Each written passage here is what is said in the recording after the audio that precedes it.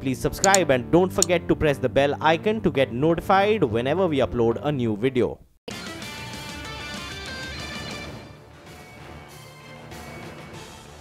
Welcome back. You're watching Power Breakfast on CNBC TV 18. Now back home on Dalal Street, the Nifty snapped a 4-day winning streak after the Reserve Bank of India's monetary policy announcement. The Nifty ended more or less flattish with a mild negative bias, but managed to hold on to the 11,300 mark. The Sensex as well ended lower with a cut of around 80 points odd. The banks underperformed, with the Nifty Bank slipping nearly around 150 to around 170 points by the time we wound up.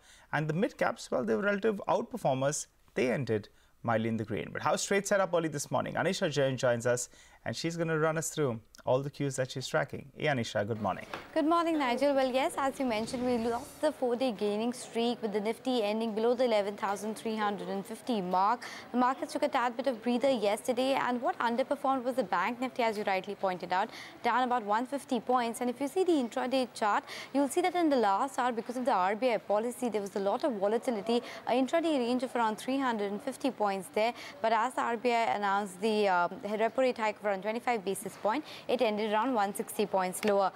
Even if you look at the cash market, it looked like there was a tad bit of profit booking by the institutions, because the FIIs, they sold around 100 crores in the cash market, while the DIIs, they sold around 562 crores.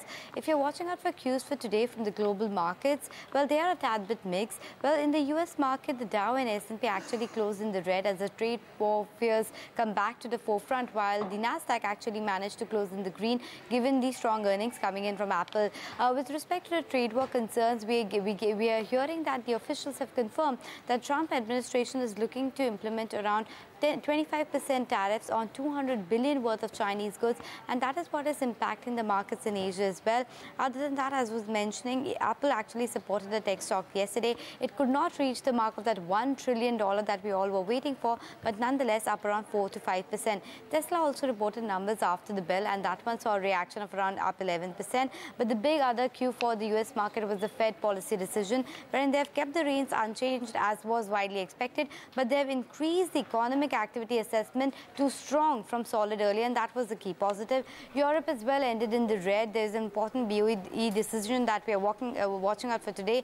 The other important thing to watch out for the Indian markets is the crude activity, because yesterday it fell 2% overnight. Right now, we're working around that $73 per barrel mark. Okay, and Anisha, stocks? A lot of them are a lot of earnings reactions as well. There was no Nifty company that reported number yesterday, but a lot of mid-caps. Pidilite, for example, the numbers were in line. The revenue slightly above estimates, but the margins and EBITDA were in line with expectations. For Torrent Power, the top line was good, but the margins contracted by over 500 basis points, and that would be disappointing, because that's the reason the PAT came in below expectations. HG, a super-duper number, as Nigel calls it, because the net profit came in at 770 crores, versus a net loss of 8 crore reported last year. Expect a green tick on that one. Reliance Infra, well, it's a steady performance, if you can call that, because the revenue has been maintained year on year. Though if you look at quarter on quarter, the profit is doubled, and even the revenue number looks very steady when you look at quarter on quarter. Other than that, a lot of results expected today. ONGC, Marico, Indiabulls Housing Finance, Torrent Pharma, and Godrej Properties being the key one there. Auto sales continued even after market hours. So Hero saw a sale jump of around 9%. Tata Motors, the domestic sale was up around 21%. And even if you look at Eicher Motors, the sale there was up around 7%. Expect some reaction on those stocks. Power companies and the lenders will be in focus today, because remember, the important Allahabad High Court hearing is today. So let's see what comes out of that one. Telecom stocks like Idea and Bharti will also be in focus, because TRAI has released recommendation on spectrum pricing. So that is one thing to watch out for. L&T Tech Services, there is an OFS wherein the parent, which is L&T, is looking to sell around 4% stake in the company at a floor price of 1,400. So both L&T as well as L&T Tech will be in focus on account of that. Nalco, there is a coal supply at their Angul plant, but they say that there is no production loss because they're importing in the interim.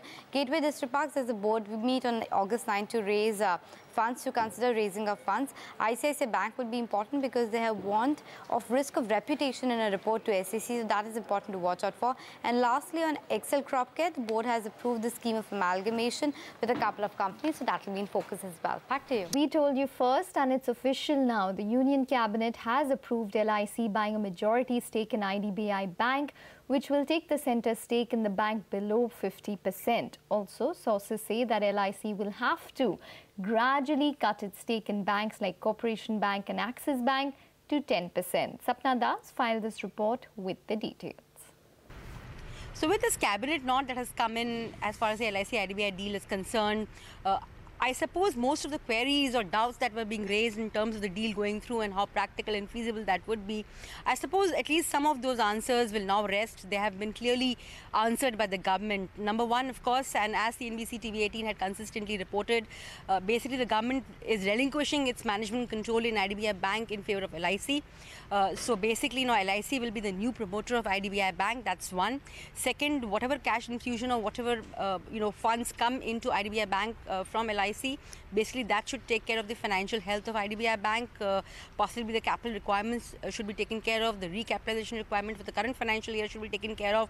And down the line, the NPA problem that is faced by IDBI Bank, probably there could be some solution to that as well. Having said that, government obviously will not get a single penny out of this deal. They were never looking at it from that point of view. It's a stake dilution. GOI stake is going to come down below 50% via issuance of equity by IDBI Bank in favor of LIC. So no question of any demand for any premium or any money coming to the government. So clearly it's not disinvestment, it's basically stake dilution. One or two issues that LIC will have to keep in mind from the regulatory perspective, which is basically bringing down the shareholding in banks wherever it's holding above 10% to the 10% norm as per the banking rules. For the insurance sector, of course, it's 15% is the investment cap, but here it'll have to be 10%. Some of these banks, they're already in public domain where LIC holds above 10%, like Corporation Bank, Axis Bank, State Bank of India, Punjab National Bank, probably even Syndicate Bank. Last but not the least, we are also given to understand that actually in principle regulatory approvals are already through in many quarters. Like for example, the CCI has already given its in principle nod. Probably the banking sector has also given its, the banking regulator has also given its in principle nod. But of course, over a period of time, the companies will do the due diligence and the same will be taken care of. Since the transaction is going to happen through preferential allotment and open offer, of course, the 1 year SEBI formula is going to be followed for that in terms of the valuation, and probably that will take another 2 to 3 odd months to basically, get finalized. LIC के लिए, IDBI के लिए और पूरी banking व्यवस्था के लिए इसलिए बहुत अहम फैसला है क्योंकि इससे IDBI बैंक मजबूत होता है, IDBI बैंक की कैपिटल एडिक्वेसी मजबूत होती है, आगे चल के जल्द से जल्द ये प्रॉम्प्ट करेक्टिव एक्शन से निकल सकता है. इन 1916 ब्रांचेस को इस्तेमाल करके जो LIC का कैश मैनेजमेंट है वो भी और अच्छी तरीके से करने को LIC को सुविधा मिलेगी. Well, on to some more decisions from the Union Cabinet. The Union Cabinet has approved a fresh equity issue of around 15% by Hindustan Copper. Now, this will bring down the government's stake in the PSU from around 76% to around 66%, and it will also help the company raise up to around 900 crore rupees. The cabinet also cleared interest-free loans for Gorakhpur, Sindri, as well as Bairauni fertilizer projects. The total loan for these three projects stands at around 1,300 crore rupees.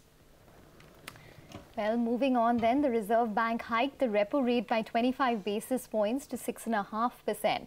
The Monetary Policy Panel has kept its policy stance or retained it neutral with the objective of achieving 4% CPI or consumer price inflation in the medium term. Lata Venkatesh got up with a host of experts to decode the rate cut decision by the Reserve Bank of India. Here's a slice of that conversation. I'm joined by P.K. Gupta, Managing Director, State Bank of India, Manish Vadawan, Managing Director, Head of Fixed Income, HSBC, A. Prasanna, Chief Economist, ICICI Securities Primary Dealer. Gentlemen, thank you very much for joining me. Well, first to the economist, how many more rate hikes does this sound like, Prasanna? Well, if you're talking about this financial year, we are penciling in one more rate hike by December. And we think there is a chance of a further one more hike before the financial year ends. But if you're talking about this cycle, then clearly we are not done. I think there are more hikes in the offing in the next financial year as well. Okay. Well, that would immediately beg the question, then why not change the stance? We've already had two hikes with a neutral stance. And if you're speaking of one more, then and if there is a clear gap between the inflation forecast and the inflation mandate that the MPC has, is the MPC behind the curve in terms of stance? Well, I mean, we have to recall that with the neutral stance, this MPC has already cut rate once and hiked twice. So obviously, I think the question has to be put to them what exactly they mean by neutral. Perhaps it just shows that they are not comfortable wording it in any other manner. I mean, if you start talking about a tightening stance, probably they are worried that the financial market pricing will go out of hand. Maybe that could be one reason. But at the end of the day, I think in markets, actions speak louder than words. So the fact that they hiked twice, I mean, even if they say it's a neutral stance, it's clearly we are very much in the midst of a rate hike cycle. Exactly.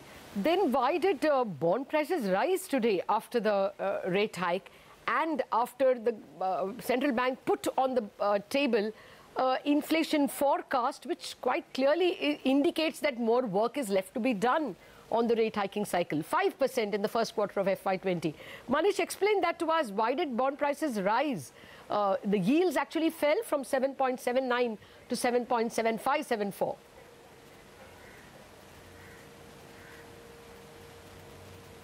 Yeah.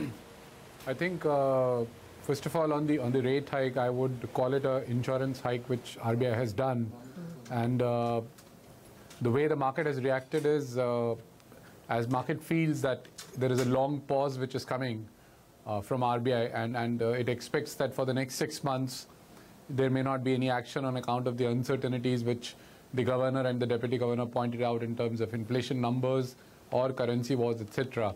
But you know, we are headed into a long pause. This is what I also sense for the next 6 months, and in that now the dynamics of the market, which is normal demand, supply, etc., play out. I think in that context only you saw this kind of a rally which happened. Mr. Gupta, now what does this mean in terms of running the bank? Before I come to what it means to your own rates or the banking system's rates, what have you made of the policy? Do you think, are you smelling more hikes maybe in December, if not October? So I think this hike was in any case expected, I think. So the RBI had delivered on what the market was really expecting. But you know, on this point about 4.8 or 5% inflation projections going forward, I think the way to look at it is, you know, in terms of their mandate also, it is 4% plus minus 2%. But I think somehow we have stopped talking about plus minus 2%. We are talking only of 4%. So if you look at, you know, that the inflation target is only 4% and nothing else, then probably more hikes are there. But if you say that, you know, it's within the tolerance level of RBI, that 5% is not really off the mark, then probably, you know, there could be some pauses.